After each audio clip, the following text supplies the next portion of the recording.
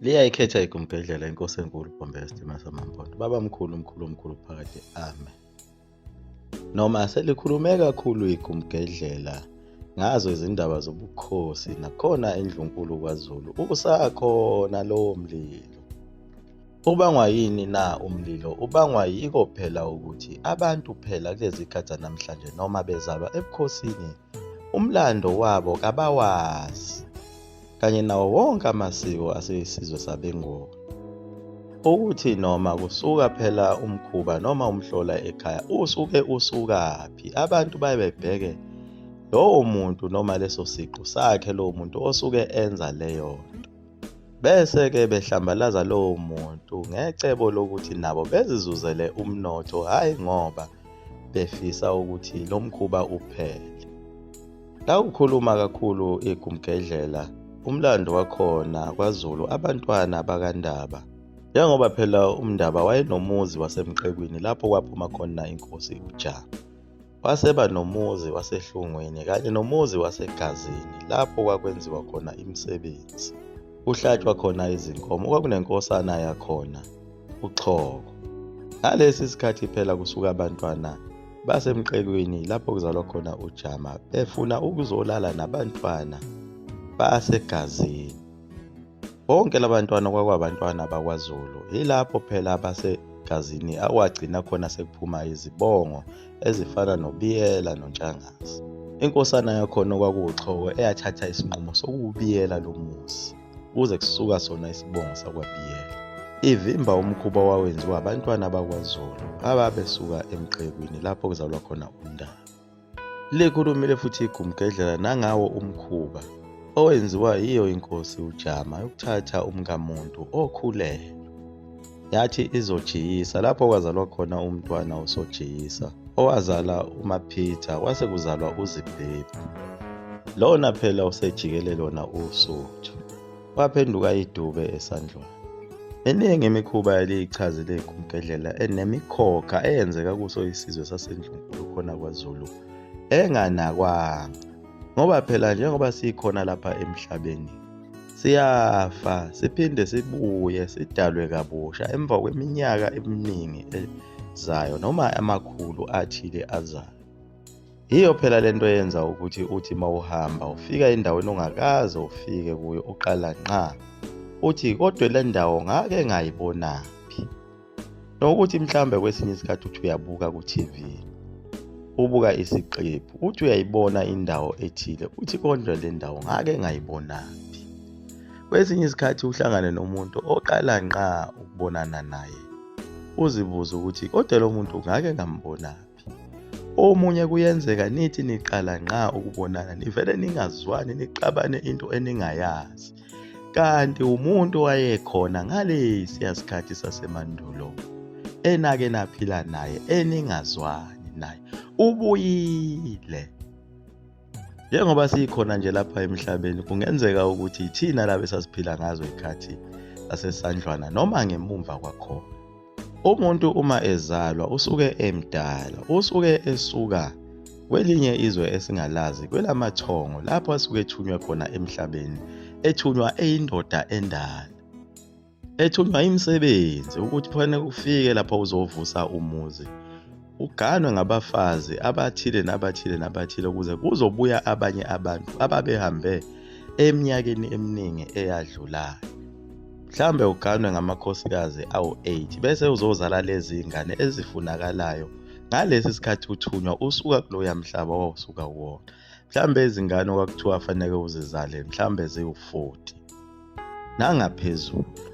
Ebese wakha inxuluma yomuzi omkhulu ukuze kuthi mase kufika laba abanye abantu bafike ikhaya liphelele linothile linezinkomo nezimbuzi kusengwa kulinywa amasimu ukudla kungaswelakali ukuze kuthi laba abanye abantu abazofika lapha emndenini bafike bengabi nazo inkinga zokuthi behambe begqilazwa besebenza emandiyeni nasebalungu. Kodwa ngenxa ukuthi konke lokho uma usuzalwa usuwumntwana kuyaphuma emqondweni kwehle kancane. Ngesikhathi ukhula kuze kugcine kuphela ngenxa yezinto ezenzeka emhlabeni. Kodwa ngesikhathi usemncane usuke kusekhona nje usuke uthola ingane ihleka yodwa ungayazi ukuthi ikhuluma nobani nokuthi ihleka nobani. Uma ufuna ukukubona kahle lokho ukuthi umntwana omncane usuka ezweni elithile, lo babamkhulu bethu lapha ethunywe khona lapha emhlabeni. Uboke umhubele amahubo uma eseseminyakeni ukuthi useyakwazi ukucathula, umshayele ihlombe, umculele izingoma zesintu. Uzoyibona into azoyisina lo mntwana ukukhombisa ukuthi akuyona ingane le. Umuntu omdala usuka endaweni ethile ongamazi. Kodwa-ke ngalesa sikhathi abantu besahlezi ndawonye, umndeni usamkhulu, kukhona abazali, kukhona omkhulu nogogo nokhokho khona egcekeni ababephila. Yayithi ingane mayizelwe asho ugogo noma umkhulu noma ukhokho athi, "Hawu, uvukile ubaba. Ngisho noma enzani, ngisho noma ehamba, uye impela ubaba," kusho ukhokho wakho. Manje ngenxa yokuthi abantu esinabo sebadla ukudla kwabelungu okwenza ungabe saphila isikhathi eside, abasekho omkhulu nogogo kanye nokhokho. Phela umuntu uqala bekhula eze efike eminyakeni ekobo 200 ngesikhathi abantu besadla ukudla obakade bezitshalele kona emasimini. Ilapho utholakala khona ukhokho wakho esegiya ethi wayeshilo ubaba ukuthi uyobuya ngelinye ilanga. Uma esebuyile ilapho engiyobe sengihamba khona, nami sengiya emathongweni, ligiye liqephuze ikhehla, lijabulela ukuthi ubaba walo usezelwe, uzalwe ingane kamzukulu walo leli khehla eligiyayo. Manje-ke nakhona endlunkulu kwenzeka izinto ezinjengazo lezo. Manje ngenxa yokuthi abantwana bakhona endlunkulu badla lesi silwane okuthiwa ingulube, bavalekile emehlweni omphefumulo, abakwazi ukubona ukuthi nangu uJama usezele, nangu uMpande usezele, nangu uCetshwayo usezele, nangu uDingane usezele, nangu uShaka usezele ubuyile. Ngoba ngisho nabe omhlangane laba bakhona khona endlunkulu, nabo futhi ozibhebhu kungenzeka babuyile. Lapho kufanele khona makubonakala ukuthi nangu lo mntwana wenza njengale yankosi enza isono yangahlanjululwa, sekumele-ke manje kulungiswe leyo nto ebese iyavalwa ingaphinde yenzeke. Ngoba manje ubathola bonke begiya ngamaphutha awumunye umntwana nangomunye umntwana, noloya wenza okwakhe naloya wenza okwakhe. Kuvuka amakhehla amadala, kuvuka amakhosi, neziqhwaga zasemandulo zikhona zivukile. Kodwa konke lokho kwenzakalayo kuyiyo futhi imisebenzi yakhe umlungu ukuthi asidlise zonke lezi zinto ezivala amehlo omphefumulo, njengoba sonke silapha nje sithunyiwe emhlabeni, kodwa esikuthunyiweyo asikwenzanga.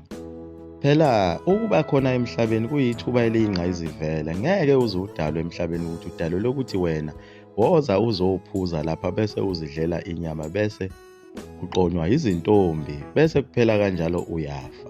Unomsebenzi obalekile odalelwe wona lapha emhlabeni ukuthi uzowenza. Uzothethela nabo obabamkhulu bethu amacala, uzobahlambulula ezonweni ababekade bezishiyile, uvale nayo yonke imikhokha, bese ubavulela ngokhiye wakho kuzo zonke izibeletho zomakoti ozobagana, ngoba phela bahlezi ezibelethweni zomakoti bezibongo ezihlukahlukene okufanele bezalwe ngabo labo omakoti. Kodwa labo makoti kuyimanje badayisa ngomzimba ngenxa yobugwala bakho ukuthi phela usaba lesi sipawupete osivalele endlini. Esizele ingane eyodwa noma ezimbili bese siyavala sithi ukudla kuyabiza nomzimba waso uzokonakala uma sizala kakhulu abantwana. Ingakho usuphethwe i-meningitis no-BP noshukela ngenxa yokuthi abantu abadala bayakujezisa futhi bayogcina bekubulele kabuhlungu usunqunywe yonke imilenze ngenxa kashukela. Apha amakhosikazi akho njengoba uzivalele nesipawupete? Ziphi izingane zakho njengoba isipawupete sivale inzalo? Njengoba uchaphaza nayo imali lena oyinikwa yibo babamkhulu bakho ukuthi udwebe lesi sipawupete amathatho bese uzithengela nama-wave. Kodwa abantu bakini bebe bebhajiwe bengakwazi ukuza emhlabeni. Liyaguqa lapha igumbi gedlela. Ngizula amafutha omkhovu into mina suka phakathi. Amen.